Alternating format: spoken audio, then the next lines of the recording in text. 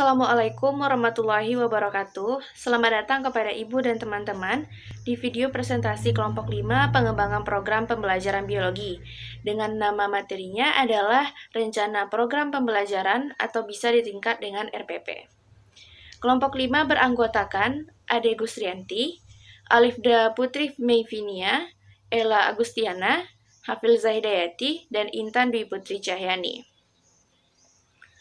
Topik materi yang akan didiskusikan adalah yang pertama adalah definisi dan fungsi RPP, yang kedua pedoman penyusunan RPP, yang ketiga komponen yang harus ada di dalam RPP, yang keempat prinsip dalam penyusunan RPP, yang kelima langkah-langkah dalam penyusunan RPP, dan yang terakhir adalah TPACK.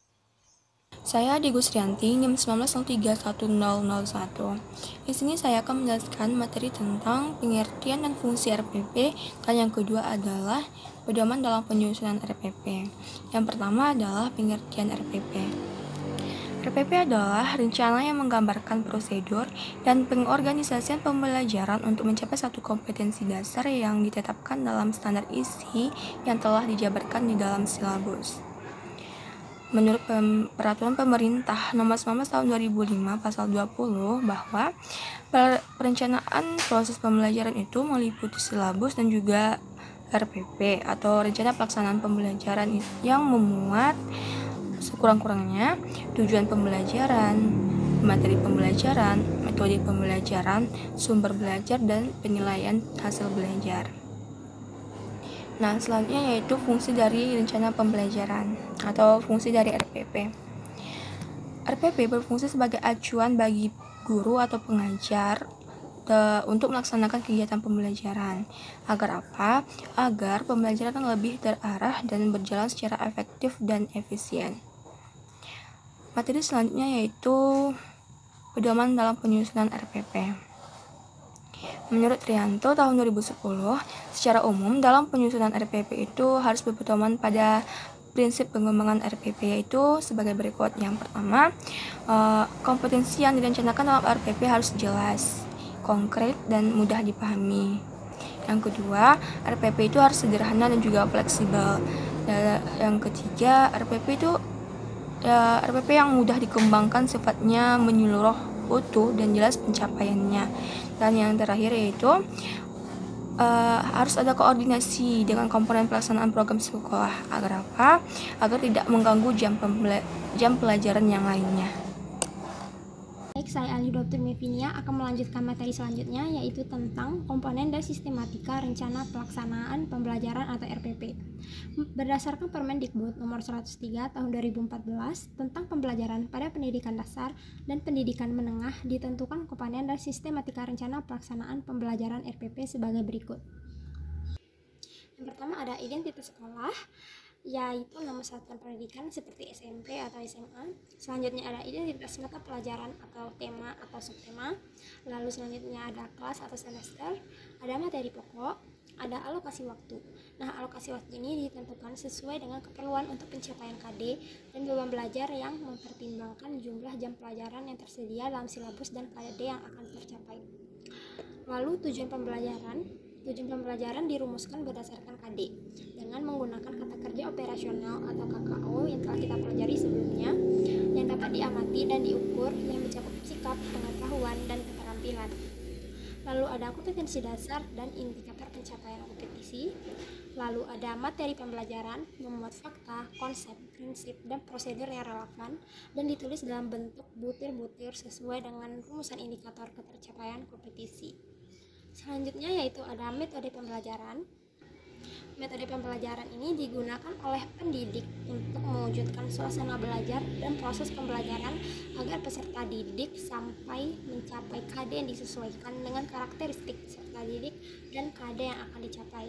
Selanjutnya ada media pembelajaran, dapat berupa alat bantu proses pembelajaran untuk menyampaikan materi pembelajaran. Ada sumber belajar, dapat berupa buku, media cetak dan elektronik, alam sekitar, dan sumber belajar lainnya yang relevan seperti internet, jurnal. Lalu, yang terakhir yaitu adalah langkah-langkah pembelajaran dilakukan melalui tahapan pendahuluan, inti, dan penutupan, dan penilaian hasil belajar.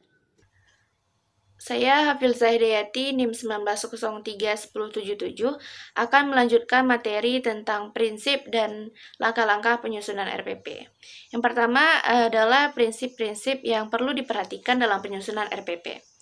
Yaitu pertama adalah perbedaan individual peserta didik, antara lain kemampuan awal, tingkat intelektual, bakat, potensi, minat, motivasi belajar, kemampuan sosial, emosi, gaya belajar, kebutuhan khusus, latar belakang budaya, norma, nilai, dan lingkungan peserta didik. Yang kedua adalah partisipasi aktif peserta didik. Yang ketiga, berpusat pada peserta didik untuk mendorong semangat belajar, motivasi, minat, kreativitas, inspirasi, inovasi, dan kemandirian. Prinsip yang keempat adalah pengembangan budaya membaca dan menulis yang dirancang untuk mengembangkan kegemaran membaca, pemahaman beragam bacaan, dan berekspresi dalam berbagai bentuk tulisan. Prinsip yang kelima, pemberian umpan balik dan tindak lanjut.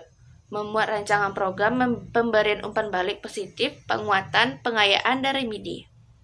Prinsip keenam, yaitu penekanan pada keterkaitan dan keterpaduan antara kompetensi dasar, materi pembelajaran, kegiatan pembelajaran, indikator pencapaian kompetensi, penilaian, dan sumber belajar. Prinsip yang ketujuh adalah mengakomodasi pembelajaran tematik terpadu, keterpaduan lintas mata pelajaran, lintas aspek belajar, dan keragaman budaya.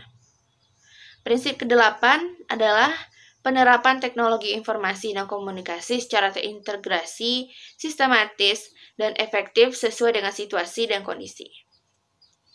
Materi selanjutnya adalah langkah-langkah penyusunan RPP, yaitu sebagai berikut. Yaitu yang pertama, mengisi kolom identitas, menentukan alokasi waktu yang dibutuhkan untuk pertemuan yang telah ditetapkan. Yang ketiga, menentukan SK, KD, dan indikator yang akan digunakan yang terdapat pada silabus yang telah disusun. Yang keempat, merumuskan tujuan pembelajaran berdasarkan SK, KD, dan indikator yang telah ditentukan. Yang kelima, yaitu mengidentifikasi materi ajar berdasarkan materi pokok atau pembelajaran yang terdapat dalam silabus. Materi ajar merupakan uraian dari materi pokok atau pembelajaran. Yang keenam, menentukan metode pembelajaran yang akan digunakan. Yang ketujuh, merumuskan langkah-langkah yang terdiri dari kegiatan awal, inti, dan akhir. Yang kedelapan adalah menentukan alat atau bahan ataupun sumber belajar yang digunakan. Yang kesembilan, yaitu menyusun kriteria penilaian, lembar pengamatan, contoh soal, teknik penskoran, dan kunci jawaban. Baiklah, saya akan melanjutkan menjelaskan materi yang terakhir, yaitu RPP yang menerapkan TPACK. Nah, TPACK atau Technological Pedagogical Content Knowledge adalah satu kerangka yang memperkenalkan hubungan yang kompleks antara tiga pengetahuan, yaitu teknologi, pedagogi, dan isi kandungan atau konten. Seperti yang dapat dilihat pada diagram TPACK, di sini ada tiga komponen dasar yang saling berhubungan, yaitu Technological Knowledge atau TK, kemudian Content Knowledge atau CK, dan Pedagogical Knowledge atau PK. Dari tiga komponen yang saling berhubungan ini, terbentuklah tiga komponen lainnya, yaitu Technological Pedagogical Knowledge atau TPK, Technological Content Knowledge atau TCK, dan Pedagogical Content Knowledge atau PCK. Nah, dari keseluruhan hubungan ini terciptalah TPACK atau Technological Pedagogical Content Knowledge. Untuk TK sendiri atau Technological Knowledge, yaitu pengetahuan tentang teknologi standar dan keterampilan yang dibutuhkan untuk mengoperasikan teknologi tertentu, yaitu mencangkup pemahaman tentang bagaimana menggunakan perangkat lunak dan perangkat keras komputer, alat presentasi, dan lain sebagainya. Kemudian yang kedua, Content Knowledge atau CK, yaitu pengetahuan tentang materi pelajaran yang sebenarnya yang harus dipelajari atau diajarkan. Kemudian yang ketiga, Pedagogical Knowledge atau PK, yaitu pengetahuan yang berkaitan dengan proses belajar siswa, manajemen kelas, pengembangan dan implementasi rencana pembelajaran, serta evaluasi siswa.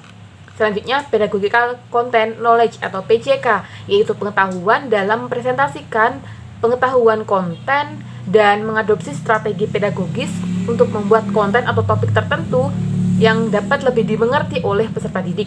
Kemudian, Technological Content Knowledge atau TCK merupakan pengetahuan tentang hubungan timbal balik antara teknologi dan konten. Di sini, guru dapat melakukan pendekatan baru menggunakan TCK terhadap suatu materi untuk selanjutnya diberikan kepada siswanya. Yang keenam, Technological Pedagogical Knowledge atau TPK merupakan pengetahuan tentang bagaimana beragam teknologi dapat digunakan dalam pembelajaran dan penggunaan teknologi tersebut mampu mengubah cara guru mengajar. Selanjutnya, yang terakhir, Technological Pedagogical Content Knowledge atau TPACK merupakan pengetahuan yang dibutuhkan oleh guru untuk mengintegrasikan teknologi dalam proses pembelajaran sehingga menjadi suatu paket yang utuh. Guru harus memiliki pemahaman yang intuitif terhadap interaksi kompleks antara 3 komponen dasar yang sudah saya jelaskan di awal. Nah, penerapan TPACK dalam RPP yaitu pengintegrasian 7 komponen yang tercakup dalam TPACK dengan setiap komponen yang terdapat dalam RPP, yaitu pada bagian strategi pembelajaran, tujuan pembelajaran, langkah-langkah pembelajaran, platform yang digunakan, media pembelajaran yang digunakan, sumber belajar yang digunakan, misalnya dalam penggunaan virtual class, aplikasi laboratorium virtual, program simulasi, dan video pembelajaran. Sekian dari saya, terima kasih. Ini adalah contoh RPP atau rencana pelaksanaan pembelajaran, yang mana yang pertama terdapat identitas dari RPP ini, yang berisi nama sekolah, mata pelajaran, kelas atau semester, kelas garing semester, materi pokok, dan jumlah pertemuan disertai dengan alokasi waktu. Untuk RPP ini ada 5 pertemuan dengan 10 jam pelajaran, yang mana di setiap pertemuan itu ada 90 menit atau 2 jam pelajaran.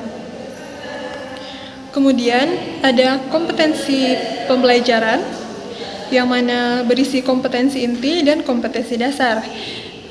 Di sini ada KI 1 beserta KD-nya, KI 2 beserta KD-nya, KI 3 beserta KD-nya, dan KI 4 beserta KD-nya.